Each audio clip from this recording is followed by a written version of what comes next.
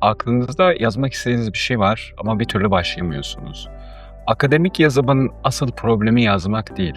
Bir, başlayamamak. İkincisi, diyelim ki başlayabildiniz, yazıyorsunuz, akışa kapıldınız, hızlı hızlı yazdınız. Ondan sonra bir anda aklınıza şöyle bir şey geliyor. Eyvah, bu iddiama bir atıf bulmam lazım. Bu sefer her şeyi bırakıyorsunuz, başlıyorsunuz atıf aramaya. Geri döndüğünüzde ne yazıyordunuz, neredeydiniz, hepsi gitmiş oluyor. Şöyle de olabilir tabii, bazen akışa kapılıp yazıyoruz, atıf yazmıyoruz. Ondan sonra bu sefer dönüp ya bu atıfları ben nereden bulmuştum, nasıl ekleyeceğim, nasıl bulacağım şimdi diyoruz. İşte bugün size anlatacağım araç bütün bu sorunları kökten çözecek. Başlamadan önce şunu söyleyeyim, bu sponsorlu bir video. Fakat GeniAI benim 2025 yılından beri dönem dönem kullandığım bir araçtı. Son 3 aydır ise parasını vererek ücretli olarak kullanıyordum. Bu yüzden bana ulaşıp sponsorluk teklif ettiklerini de kabul ettim. Çünkü zaten öğrencilerime ve meslektaşlarıma önerdiğim, videosunda yapmayı istediğim bir araçtı. Evet, şimdi dilerseniz Geni'nin nasıl kullanıldığına geçmeden önce sonuca bakalım. Bakın burada benim daha önce çalışmış olduğum bir makale var. Gördüğünüz gibi gayet düzenli bir şekilde yazılmış atıflar var. Bu atıfları Geni kendisi bulup veriyor ve kontrol edebiliyorsunuz. Birazdan göstereceğim. Aşağı doğru ilerlediğimde akışı benim için yapmış olduğunu görüyorsunuz Geni'nin. Bütün başlıklar var bakın ve en alta geldiğimde de APA formatına göre referans listesi var. Bu referans listesini hızlı bir şekilde, kolay bir şekilde kontrol etme durumunuz da var. Şimdi isterseniz arayüzüyle devam edelim. Arayüzde benim için en önemli noktalardan biri şu. Bakın burada arayüzün önemli bir kısmını yazı yazdığınız kısım oluşturuyor. Ve bu yazı yazdığınız kısım aslında Geni'nin dizayn felsefesiyle ilgili size bir şey söylüyor. Çünkü bu kısım bir Word işlemcisi şeklinde yapılmış. Yani bana diyor ki sana yazım için bütün araçları, bütün format araçlarını veriyorum. Bu da şu demek bence.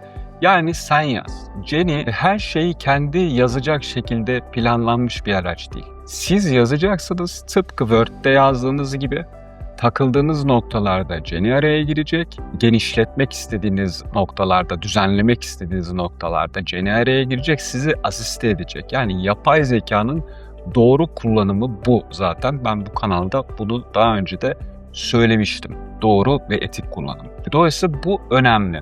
Burada gördüğünüz gibi bütün araçlarınız var. İstediğiniz gibi yazabilirsiniz. Alıntılama yapabilirsiniz. Birazdan göreceğiz. Otomatik tamamlamayı da yine birazdan görüyor olacağız. Bunun dışında sağ tarafta chat bölümü var. Bu chat bölümüne istediğiniz her şeyi yazabilirsiniz, sorabilirsiniz. Brainstorm yani beyin fırtınası yapabilirsiniz. Bazı noktalarda bazı şeyleri açmasını, netleştirmesini isteriz. Aklınıza ne geliyorsa. Burayı açalım ve sol tarafa bakalım. Sol tarafta belgeler kısmında üzerinde çalıştığınız belgeler var. Kütüphane kısmında sizin kendinizin koyduğu araçlar var.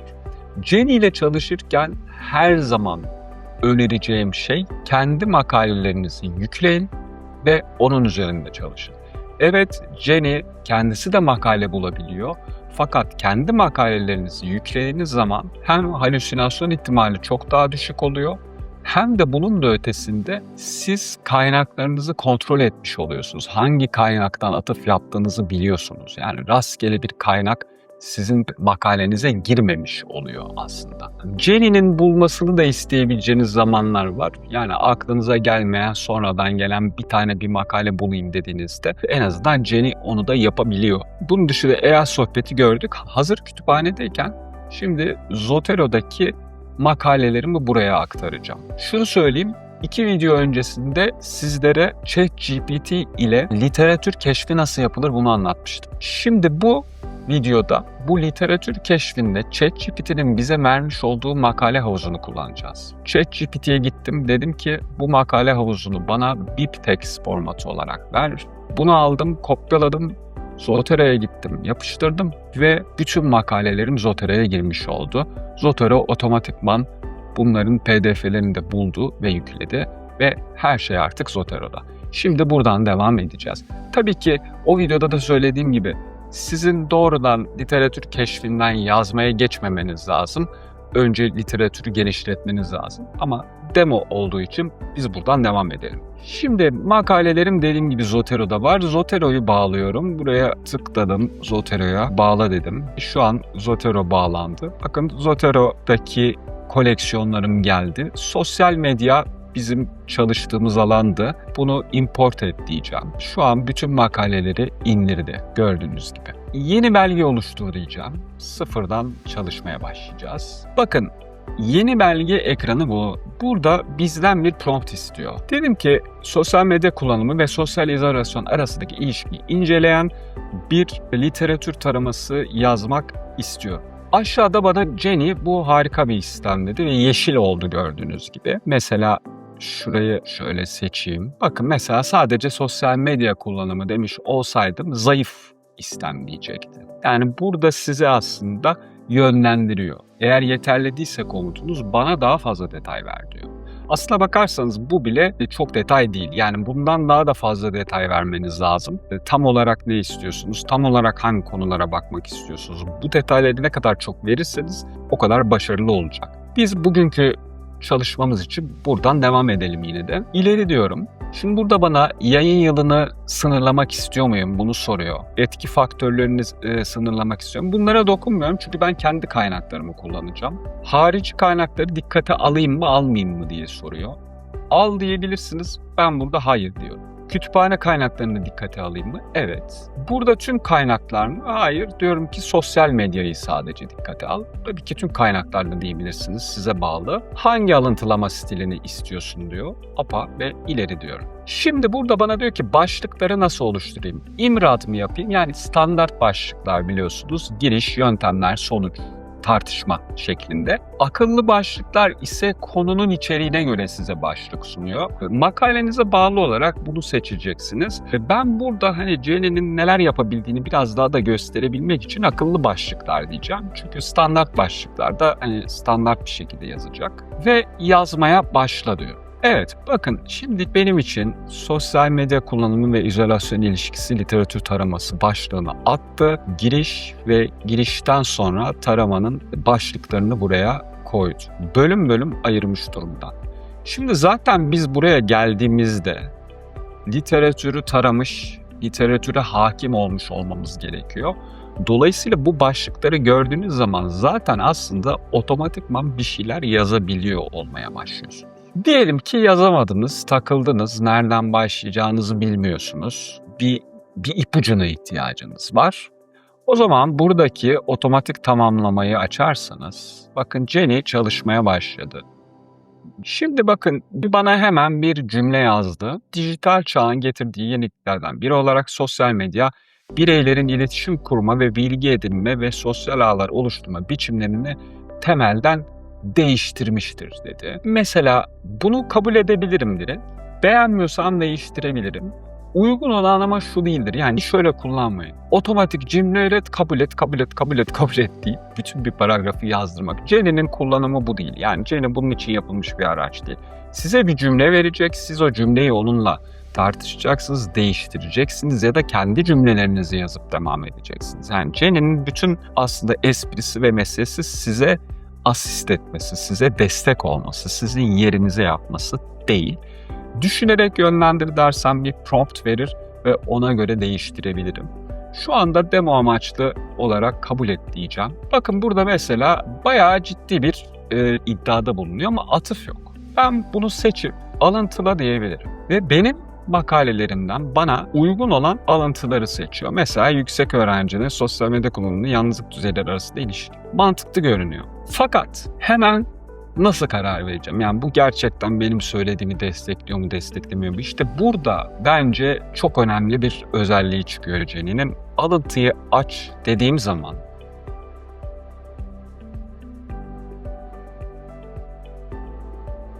bakın burada bana makaleyi açtı ve benim iddiama uygun olduğunu düşündüğü ne bulmuş da bu makaleyi bana önermiş. Burada sarıyla işaretlemiş durumda. Bunu kontrol edip gerçekten doğru mu değil mi bunu da buradan görebilirim ve kabul edebilirim. Şimdi buradan eğer alıntılaya tıklarsam bakın buraya ekledi. Birden fazlasını da yine istersem ekleyebilirim. Otomatik tamamlamaya devam edelim.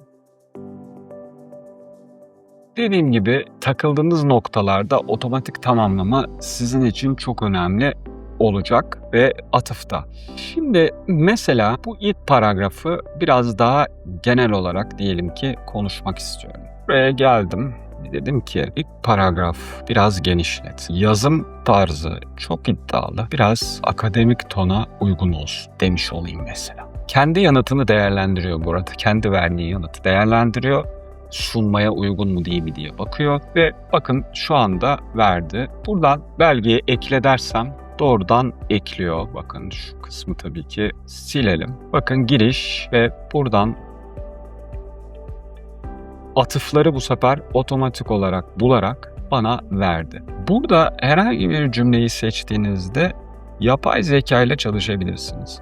Burada sohbete direkt aktarıp devam edebilirsiniz ya da AI ile düzenle derseniz burada akıcılığı arttır, yeniden ifade et, basitleştir gibi çeşitli seçenekler var. Argümanı güçlendir, karşı argüman ekle, zaman kipini değiştir. Bunları hızlı bir şekilde yapabilirsiniz. Özellikle İngilizce metinlerle çalışıyorsanız, bu yani Türkçe'de de çalışıyor ama İngilizce metinlerle çalışıyorsanız ve İngilizce ana diliniz değilse çok işe yarayan bir tarafı var bunun. Evet, şimdi diyelim ki yazımızı yazdık ve her şey tamam. İncele kısmına gelmek istiyorum. Bu kısım önemli. Burada bakın 4 tane şey var ve bunların 2 tanesi yeni bu arada. Hatta hakem değerlendirmesini ben de yeni görüyorum. Şimdi hakem değerlendirmesini de deneyeceğimiz için ben burada biraz daha tam olan, daha önce hazırlamış olduğum bir etik kurul başvuru taslağını kullanacağım. Şimdi iddia güvenilirliği. Yani yazımda eksik ya da zayıf alıntılar var mı?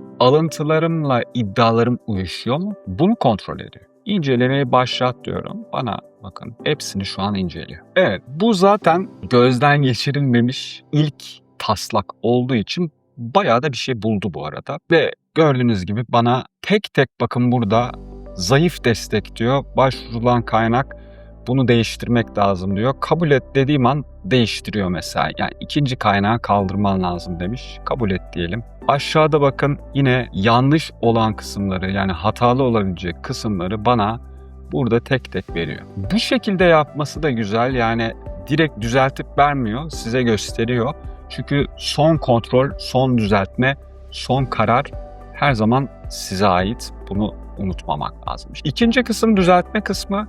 Dil bilgisi, noktalama, kelime seçimi gibi durumları kontrol ediyor ve düzeltiyor. Üçüncü kısmın demosunu yapalım. Hakem değerlendirmesi. Belgeniz için uzman düzeyinde akademik hakem değerlendirmesini simüle ediyor. Ben de bunu ilk defa deniyorum. Bakalım nasıl bir sonuçla karşılaşacağız. Tabii bu belge tam bir makale değil. Bakın bu da önemli bir özellik.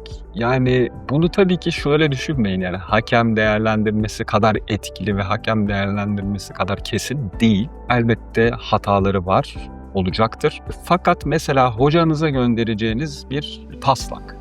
Ona göndermeden önce bütün bu değerlendirmeleri yapıp, yani atıf doğruluğunu kontrol edip, oradan çıkan raporlarla kendiniz kontrol edip, ardından dil bilgisi için kontrol edip, hakem değerlendirmesi için kontrol edip, bütün bunları yapıp hocanıza gönderdiğinizde daha derli toplu, daha düzgün bir şey göndermiş olacaksınız. Böylece hani hocanız da böyle ufak tefek dil bilgisi, atıf doğru mu falan gibi şeylerle uğraşmak yerine gerçekten makalenin içeriğiyle ilgili size geri bildirim verebilecek. O yüzden değerli olduğunu düşünüyorum bunu. Evet, bakın sağlamlık, sunum, katkı hepsini puanladı. Toplam bir puan verdi. Bana zayıf yönleri söyledi. Neleri düzeltmem lazım hepsini söyledi. Yazarlar için sorular da bakın burada Türkçe olmasına rağmen İngilizce vermiş. Aslında Türkçe vermesi gerekirdi. Yapay zeka modellerinde bazen bu dil karışıklıkları olabiliyor sanırım. Bu da onunla ilgili bir şey. Diğer taraftan mesela güçlü yönleri yine İngilizce olarak vermiş. Zayıf yönlerin neler yapılması gerekiyor hepsini veriyor. Evet, şimdi son rapora bakalım. Bu da yine benim bilmediğim bir rapor. Yeni olan bir özellik. Belgenizin tonunu önceden tanımlı bir stille veya kitabınızdaki bir makaleye uydurun. Şimdi buradan baktığımda bana diyor ki resmi akademik bilimsel, açık ve doğal. Burada tabii yapmanız gereken şey şu: kendi makalenizi yükleyip kendi makalenizdeki tona uydurmak. Yani en güzeli o olacaktır. Biz burada resmi akademik seçelim. Ön ayar olarak seçtik ve inceleme başlat dedik. Pardon, burada seçiyormuşuz. Evet. Şimdi yine hepsini akademik dile göre gözden geçiriyor. Gördüğünüz gibi yazımdan atıflarınızı aslında yönetmeye, onları bulmaya, atıf vermeye, ardından bütün yazdıklarınızı kontrol etme, son kontrolleri yapma ve yayına ya da ders, ödevse gönderimi hazır olup olmadığını kontrol etme anlamında. Sizin kendi yazım tonunuzdan makalenin bilimsel problemlerine ya da diline kadar her şeyi kontrol ediyor. Her şeyi bakıyor. Bakın burada yine bayağı bir bana önerilerde bulundu. Bu önerileri tek tek kontrol edip tek tek bakıp gözden geçirmeniz lazım ve ona göre değiştirmeniz lazım. İşte ChatGPT ya da diğer modeller gibi düşünmemek lazım. Jenny'nin en büyük özelliği aslında sadece ve sadece akademik yazım için yapılmış olması. Akademik yazım için özelleşmiş bir araç ve akademik yazım konusunda çok güçlü. Eksiklikleri yok mu? Tabii ki var. Bir kere her yapay zeka aracı mutlaka ama mutlaka hata yapacaktır. Jenny de bundan muaf değil. O yüzden hep kontrol etmeniz lazım. Başta dediğim gibi kendi makalelerinizi verirseniz daha başarılı sonuçlar elde edersiniz. Diğerini kullanmayın demiyorum ama hiç bilmediğiniz 50 tane makalenin dışarıdan gelip sizin yazınızı yazması çok uygun değil. Ama zaten 50 tane makale getirdiniz, birkaç yerlerde eksikleriniz kaldı. Tabii ki bunun için Jenny'yi kullanın. Jenny makaleleri de bulurken gidip internetten bakmıyor. Akademik arama motorlarını kullanıyor. Dolayısıyla güvenilir yerlere bakıyor. Yani gidip Google aramasından bulmuyor makaleleri. O yüzden evet, güvenebilirsiniz ama dediğim gibi kendi kaynaklarınızın kontrolü her zaman kendinizde olun. Evet, şimdi son bir noktaya gelelim. Merak ettiğinizi düşündüğüm bir soru. Biz bunu yapacağız hocam, Jenny'yi kullanacağız. Peki dergiler kabul edecek mi? Etik bir şey yapıyor muyuz? Bu sorular kafanızı kurcalıyor olabilir.